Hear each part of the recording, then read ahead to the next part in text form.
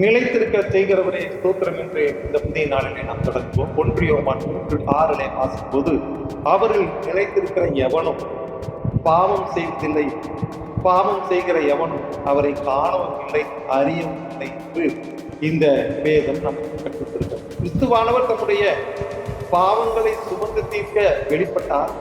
ஆகையினால் நம்மிடத்தில் இன்னும் பாவம் காணப்படுமானால் நம்முடைய பாவங்களுக்காக நாம் இன்னும் மெய்யான மனம் வருந்தி நம்முடைய பாவங்களை இயேசு கிறிஸ்துவிடம் அறிக்கையிட வேண்டும். அறிக்கையிடவில்லை என்பதே பொருள். அறிக்கையிட வேண்டும். பாவம் செய்கிற எவனும் இயேசு கிறிஸ்துவில் இயேசு கிறிஸ்துவில் காணவும் இல்லை, அவரை அறியவும் இல்லை, பரிசுத்தமாக்குவதிலும் இல்லை என்று சொல்லி அந்த பாவிகளுக்கும் இடையே உள்ள, அதாவது பரிசுத்தவான்களுக்கும் பாவிகளுக்கும் இடையே உள்ள வேறுபாடுதான் பரிசுத்த தேவனை அறிகிறார்கள் அல்லது அறியாமல் இருக்கிறார்கள், அவரை காண்கிறார்கள், அவரை காணாமல் இருக்கிறார்கள். பாவிகளுக்கு இது சிந்திக்கவில்லை. நம்முடைய பாவங்களை இயேசு சுமந்து தீர்த்தார்.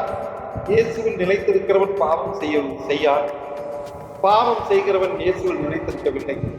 இயேசு நீதி உள்ளவராய் இருக்கிறது போல மனுஷன் இந்த ஜீவியத்தில் நித்திய வாழ்வையும், பாவம்